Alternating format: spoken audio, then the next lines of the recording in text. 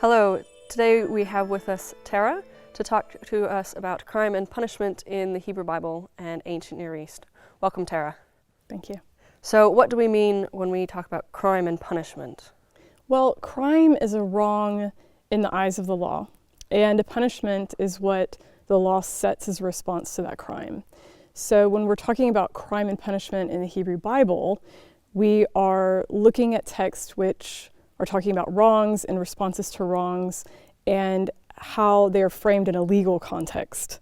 And that legal context can be anything from judicial language to a court setting to just an expression of a pattern of the exchange between a wrong and a response to a wrong that is reflecting a principle that we see in ancient Near Eastern legal culture.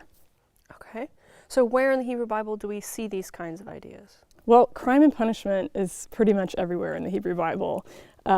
Most obviously, we see it in the laws, Exodus, Deuteronomy, Leviticus, all have lists of almost case law, if you will, where you have an explicit crime that's listed and the punishment that will happen if it's committed.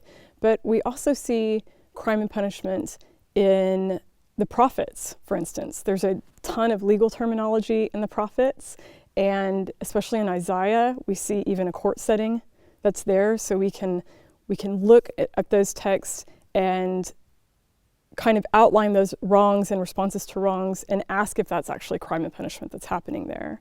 Finally, the narratives, many of the accounts of sort of the dastardly wrongs of kings are coinciding with legal norms of how those kings commit a wrong and how they're punished. They kind of match up. Finally, even in the Psalms, the retributions that the psalmist kind of casts toward the enemy can be seen as a punishment that's abiding by a legal kind of norm in the ancient Near East. So is there anything which characterizes or typifies the Hebrew Bible's ideas about crime and punishment? Well, just like today, in some cases, punishment is very contingent in the Hebrew Bible on what the crime is. So we don't see necessarily one typified example of punishment, but one thing that we latch onto is often the eye for an eye statement in Exodus, which is also called the Law of Talion. So that is really a kind of principle that that authorizes retaliation under the law. And the whole idea of eye for an eye is that the punishment is proportionate to the crime or the injury that was done. Now, it isn't a universal principle that's happening in the Hebrew Bible. There are certainly punishments that go well beyond the crime that was committed. However, it's something that binds the Hebrew Bible in some ways to the ancient Near East. We see the Law of Talion throughout many ancient Near Eastern law systems. So it kind of helps us to see maybe something that characterized a particular kind of crime, a particular kind of response to a crime, the punishment of eye for an eye, or the Law of Talion, especially in the case of murder or any sort of crime resulting in death. Okay, so we just mentioned the ancient Near East. So how does thinking about crime and punishment in an ancient Near Eastern context help to inform our understanding of the Hebrew Bible?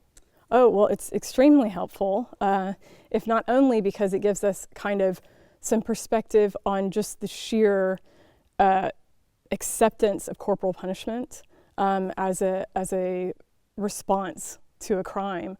It wasn't necessarily if someone's going to be punished, just how.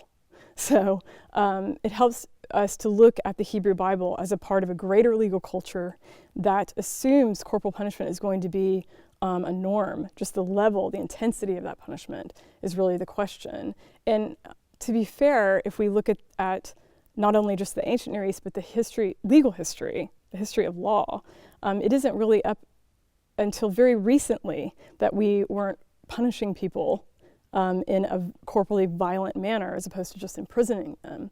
So seeing the Hebrew Bible within this sweep of legal history, and especially in the case of corporal punishment, is hugely helpful. Great. So is any of this then applicable to us today? Oh, sure. I mean, honestly, after reading these texts so many times, I think that we aren't maybe so different in our logic about punishment than we'd like to believe sometimes from some of the more violent punishments in the Hebrew Bible. The best example is the Law of Talion, eye for an eye. It's still used commonly in 93 countries that still practice the death penalty for murder.